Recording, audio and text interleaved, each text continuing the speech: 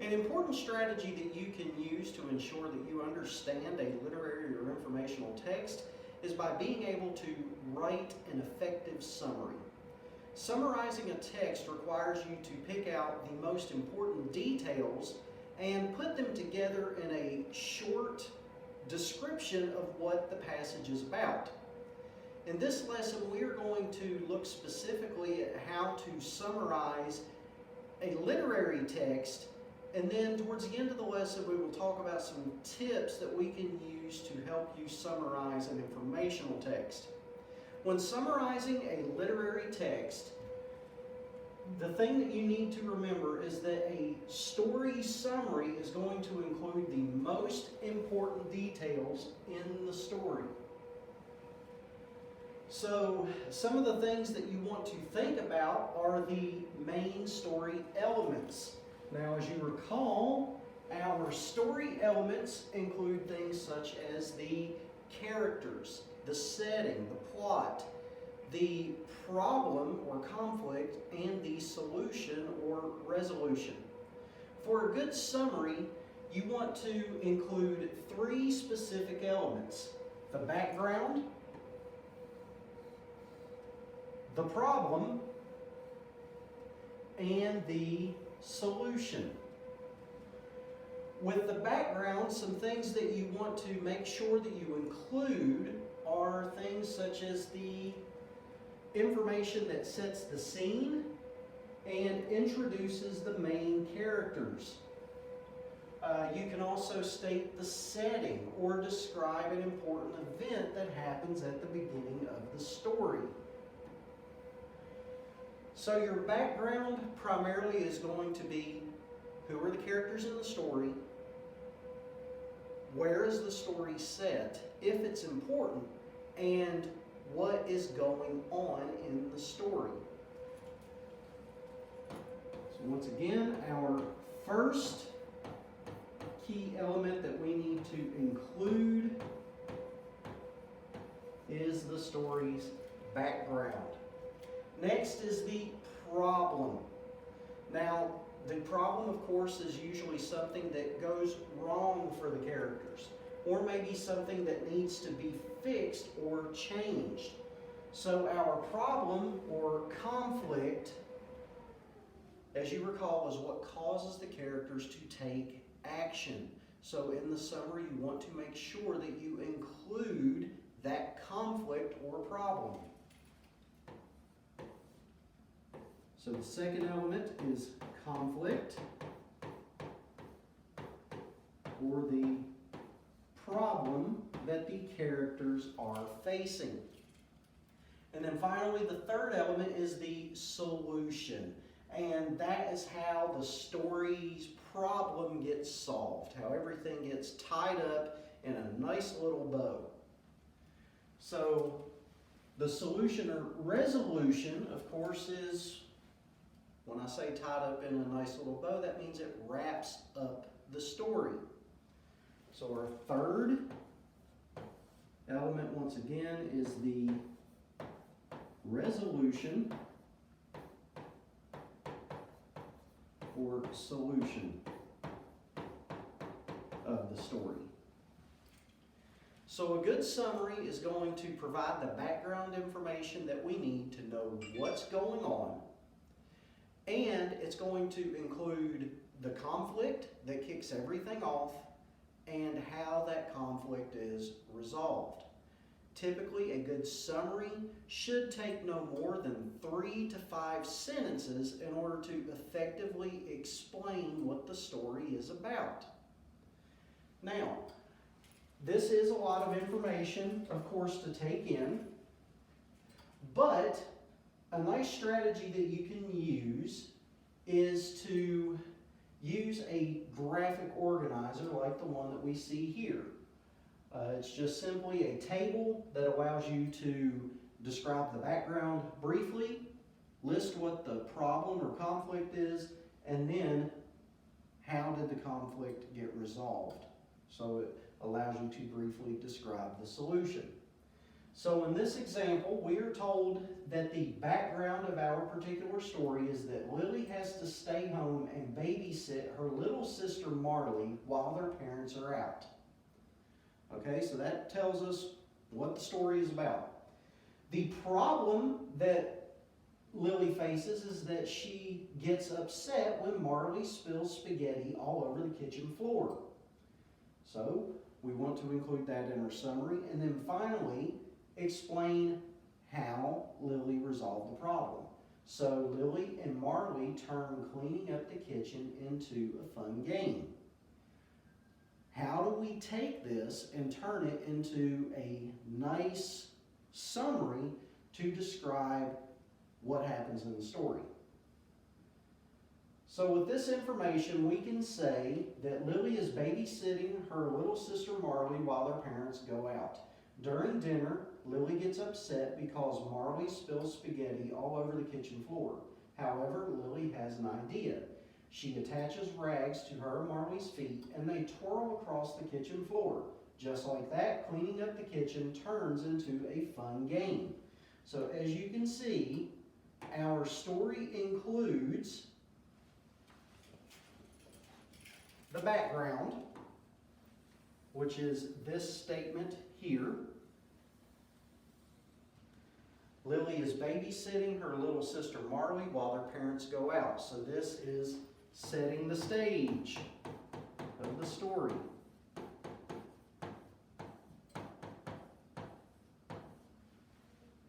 Then we are told that the problem is that Lily gets upset because Marley spills spaghetti all over the kitchen floor.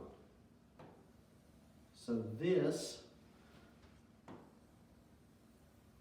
is the conflict or the problem. And then finally, we're told she has an idea. She attaches rags to her feet and Marley's feet, and they twirl across the kitchen floor. Just like that, cleaning up the kitchen turns into a fun game. So this is our solution or resolution to the conflict. So let's take what we have just learned and see if we can apply it to an example.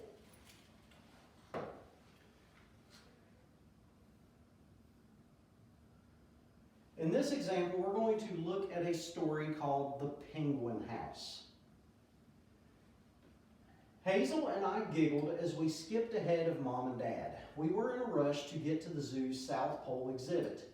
Hazel was wearing a shirt with tiny penguins all over it, a penguin hat, and a plush penguin backpack. I had almost worn my penguin backpack too, but I was too embarrassed. I couldn't resist bringing my book about penguins though. Do you think we'll get to see the zookeepers feed the penguins? Squealed Hazel. Probably. The website says there are feedings every 2 hours, I answered. It says in my book that they need to eat about 10 pounds of food every day. A few months ago, Hazel and I watched a movie about penguins in Antarctica. Ever since then, we have been waddling around, pretending to carry eggs on our feet and sliding around our stomachs. We have been looking forward to going to the penguin exhibit for weeks. I grabbed Hazel's hand as we ran down the hallway to the exhibit, but I stopped short when I saw something in our way. Ellie, what does that sign say? Said Hazel, confused. A large sign blocked our path. Sorry for the mess. The penguin house is closed for repairs. Hope to see you next time. Sorry guys, said Dad as he and Mom walked up behind us. The website didn't say anything about the penguin exhibit being closed. Oh, honey, Mom murmured as Hazel's eyes filled with tears. I put my hand on Hazel's shoulder and told her it would be okay. To be honest, I was disappointed too, even though I was trying not to show it. As we stood in front of the sign comforting Hazel, a zookeeper walked by. Oh no, the zookeeper said. Looks like someone was really looking forward to seeing the penguins. Hazel nodded, wiping away her tears. Well, how about this, she offered. I know they aren't quite the same as penguins, but we do have some really amazing seals. We're about to do our morning show with them, and I need a little help. Any chance you'd like to help feed some fish to my seals? Hazel's eyes widened. "Real seals?" she asked. "Real seals," answered the zookeeper with a smile, "and real fish, right out of a bucket." "Can my sister come too?" she asked, grabbing my hand. "Of course," answered the zookeeper. "I bet I can even find a bucket for each of you. Follow me and we'll get you all set up." Hazel beamed up at me as we followed the zookeeper down the hallway. Smiling, our parents trailed behind. "Do you think seals eat as much as penguins do?" she whispered to me. "I don't know, but I bet the zookeeper will tell us all about them," I whispered back. "Do you think the seals can do any tricks?" Whispering and giggling, we followed the zookeeper backstage to get ready for the show. Now, let's take a look at the 3 examples that we are given and see if we can determine which one best describes the background of the story. Now remember, with the background, we want to make sure that it includes the characters and the overall gist of what is taking place in the story. Our first one says that Ellie and Hazel are visiting a museum. They are going to watch a movie about penguins. The second one, Ellie and Hazel are visiting a zoo. They are especially excited to see the penguins. And then finally, Ellie and Hazel are visiting a nature park. They are hoping to feed some of the birds. So let's take a look at each of these and see if we can determine which one best describes the overall background of this story. First, we are told that Ellie and Hazel are visiting a museum. And it says they're going to watch a movie about penguins. Well, let's take a look at our passage again and see where Ellie and Hazel are going. As you notice in the first paragraph, the second sentence, we were in a rush to get to the zoo's South Pole exhibit. According to the passage, are they going to a museum? No, they are going to a zoo. So we can rule out our first option. So Ellie and Hazel are not going to a museum. Ellie and Hazel are visiting a zoo. They are especially excited to see the penguins. Well, we know from the second sentence in paragraph 1 that they are excited about going to the South Pole exhibit. And as we read through the story, we learn that they have spent quite a bit of time learning a lot about penguins. And we can tell from their dialogue and by being told specifically that they are excited about visiting the penguin house. So we can then say that yes, this provides the best background. Now our third option says they're visiting a nature park. Once again, we know that they are not visiting a nature park, they're visiting a zoo. On top of that, it said they were hoping to feed some of the birds. While a penguin is a bird, the story specifically mentions that they are excited about seeing the penguins. There's no mention of any other birds in the story. So based on the information that we are given, the best summary of the background of the story is Ellie and Hazel are visiting a zoo. They are especially excited to see the penguins. So let's practice with an example from IXL and see if we can determine the summary of the story's background. In this example, we will be looking at a reading passage called Stargazing. "We're going to have the best view," I said to Jackson. "Thanks for having us over." "No problem, Ava," answered Jackson. Sophia, Jackson, and I had just finished a cookout. Now we were gathering blankets, flashlights, and snacks to view the shooting stars. It was the last night of the big meteor shower, the only night with a clear sky.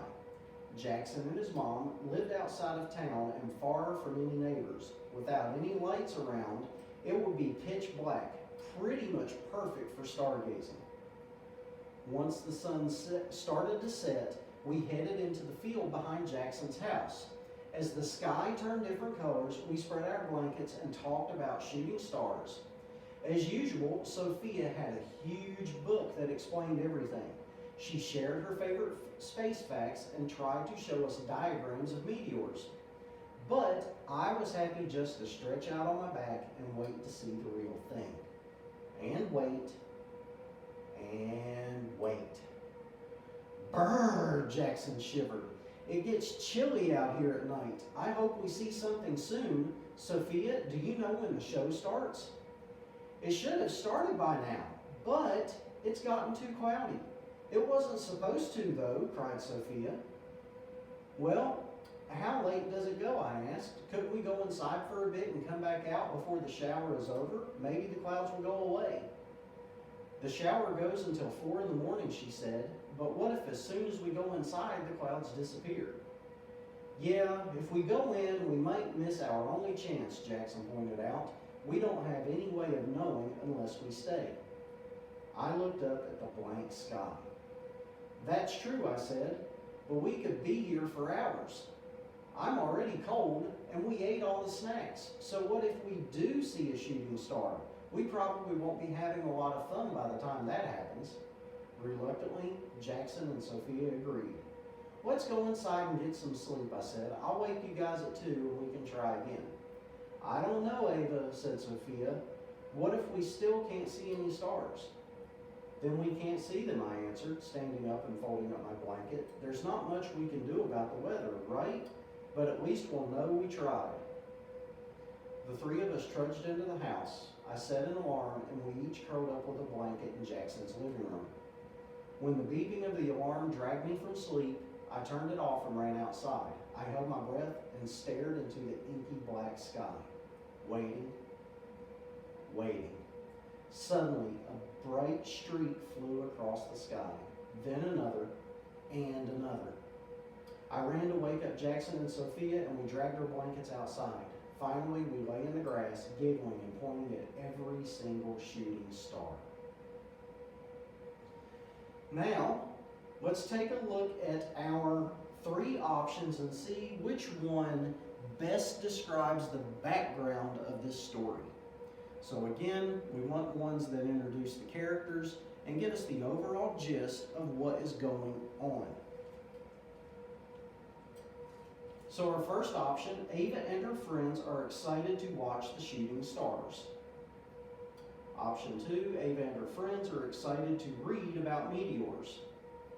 And 3, Ava and her friends are excited to go camping in the woods. So which one of these best fits the background of what is going on? Well, all 3 of them include the characters. It's Ava and her friends. So we, of course, were introduced to Sophia and Jackson, which were the 2 friends in the story.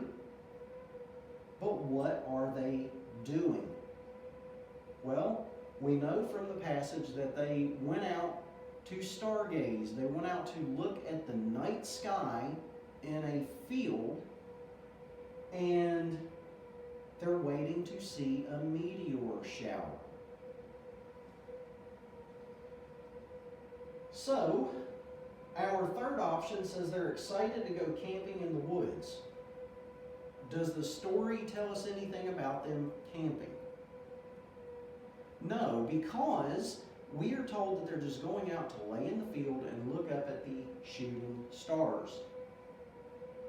So we know that that option is incorrect.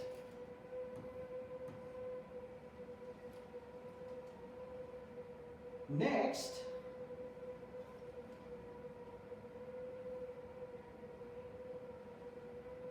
Ava and her friends are excited to read about meteors.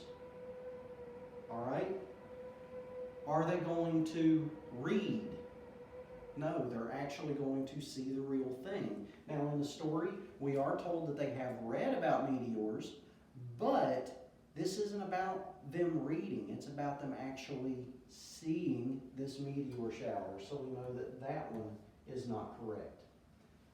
Ava and her friends are excited to watch the shooting stars. So the overall gist of the story is about them going out into the field, laying down, and waiting for the meteor shower. Shooting stars are meteors going across the sky. So this is actually our correct answer.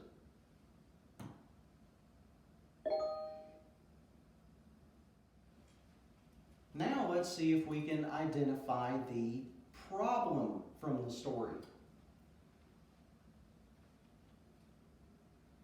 So our first one, the kids learned that they had the wrong times. They missed the meteor shower. Well, if we think about what happened in the story, did they actually miss it? There's a couple of details that show that it didn't happen. So in our 7th paragraph, it says that, Jackson is shivering, he's cold, and he says it gets chilly out here at night. I hope we see something soon. Sophia, do you know when the show starts? Sophia says it should have started by now, but it's gotten too cloudy. It wasn't supposed to. So, did they get the time wrong? Well, let's look at a couple more details and see. In paragraph 9, it says, well, how late does it go? Couldn't we go inside for a little bit and come back out before the shower is over?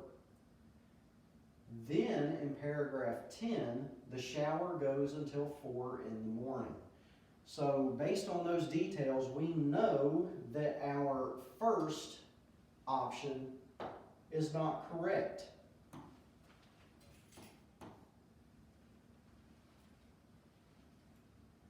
Next, Sophia does not like the snacks they brought. She is getting very hungry. Well, as you recall in the passage, there is no details that will tell us that the snacks were not liked. As a matter of fact, we're told that they already ate all of the snacks. Now, if they didn't like them, would they actually eat those? No, of course not. Yes, they're getting hungry, but it's not because they didn't like the snacks. They had run out. So finally, the sky gets cloudy. The kids can't see the meteor shower. Well, we've already looked at some details in the passage that show us that this is actually true. While they are waiting out there, cloud cover prevents them from seeing what's going on. So, since the sky is cloudy, they can't see. So that is the problem.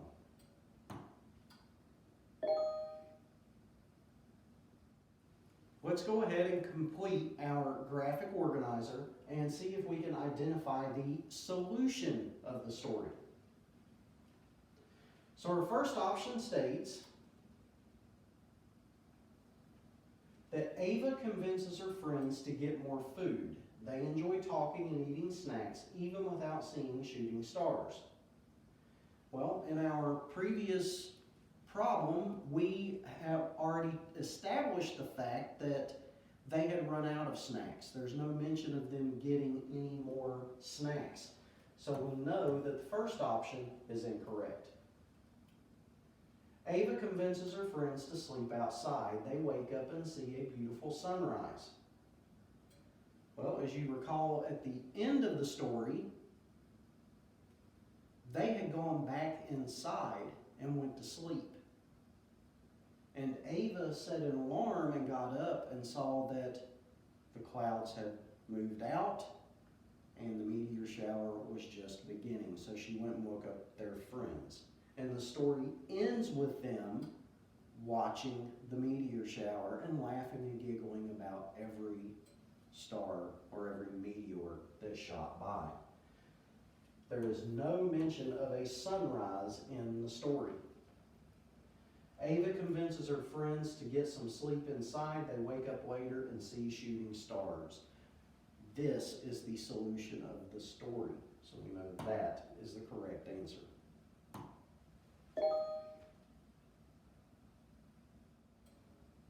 Now that we have our graphic organizer completed, let's see if we can pick all of the correct details and write a summary of our story stargazing. So we've established the background is Ava and her friends are excited to watch the shooting stars. The problem that they encounter is that the sky gets cloudy and the kids can't see the meteor shower. And then the solution is Ava convinces her friends to get some sleep inside. They wake up later and see shooting stars. So based on the information from our table, let's see if we can complete our summary.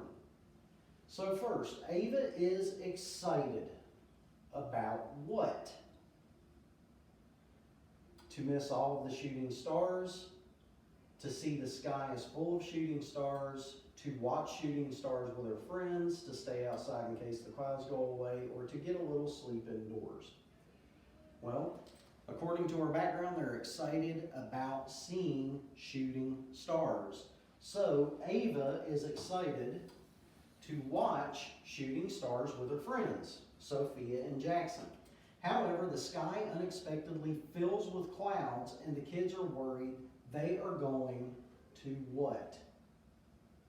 Get a little sleep indoors, stay outside in case the clouds go away, see the sky is full of shooting stars, or miss all of the shooting stars. Well, if it's cloudy, they can't see the sky. So what are they afraid of? They are afraid they're going to miss all of the shooting stars. Jackson and Sophia want to do what? Do they want to see the sky is full of shooting stars, get a little sleep indoors, or stay outside in case the clouds go away soon? Well, as you recall, Jackson and Sophia wanted to stay outside. They said, let's wait and see what happens. But Ava thinks it will be better to get a little sleep indoors, so she convinces them to go inside and look for meteors later in the night. When the three friends wake up, they are delighted to see the sky is full of shooting stars. So, our best summary of the story based on the information that we compiled together in our graphic organizer is Ava is excited to watch shooting stars with her friends Sophia and Jackson. However, the sky unexpectedly fills with clouds and the kids are worried they are going to miss all of the shooting stars. Jackson and Sophia want to stay outside in case the clouds go away soon. But Ava thinks it will be better to get a little sleep indoors and look for meteors later in the night. When the three friends wake up, they are delighted to see the sky is full of shooting stars. So here we have been able to describe all of the main details from our story stargazing, which was several paragraphs long, into 4 sentences that cover the background, the problem, and the solution.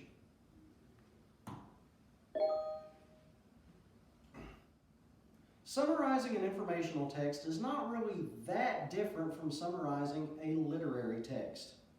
With an informational text, what we are doing is we are identifying the most important details and using them to provide a summary of what the text is about. So if the text is talking about a person, we will use details from the story to help summarize who that person was. Why was he or she important? To help us understand this, let's look at an example from a passage called Birdman. When people hear the name Audubon, they think of birds. That is because a man named John James Audubon was a famous American ornithologist. Ornithologists study birds, but Audubon did not just study birds. He also drew and painted them. He created a stunning collection of life-size pictures of American birds in the 1800s. His work brought attention to many unknown bird species. Even as a child, Audubon loved birds. He started drawing them when he was growing up in the French countryside. He continued his hobby when he moved to America in 1803. At his Pennsylvania home, he was the first to band birds. He tied strings to the legs of a pair of nesting birds to see if the same pair would return in the spring. They did. Today, bird banding is how scientists track and study migratory birds. When Audubon moved to the western frontier, he drew and painted the amazing bird species he found there too.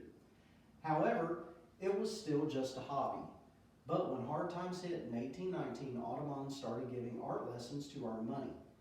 He was also paid to create nature exhibits for a museum. Encouraged by others, he formed a plan to document America's bird life. He wanted to create a great work of science and art. Audubon succeeded in his goal, but it did not happen quickly. It took him 5 years to complete the first few hundred paintings. Then he toured Europe, exhibiting his paintings and selling subscriptions for prints of them. Many people signed up for the prints he was making. They paid to have sets of 5 large prints sent to them as each set was completed. People had to wait a long time for all of their prints to arrive. It took 10 years in total to complete the entire collection of 435 paintings. The complete work is called Birds of America. Audubon's work is considered an American masterpiece. His paintings are exhibited in museums around the world. Complete sets of his prints are worth millions of dollars. But the true value of Audubon's work is how it helped people understand and treasure America's birds. The National Audubon Society, created in 1886, still works to conserve and protect America's birds in his name. So we're asked to determine or to summarize who the text is about. Well, as you can see in each of our options, the text, of course, is about the man named John Audubon.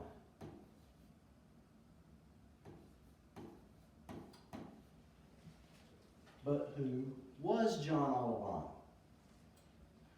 Was he an author who wrote famous poems about birds and nature, an artist who helped others learn about American birds, a scientist who created music by combining the songs of different birds, or a zoo worker who helped train different species of birds?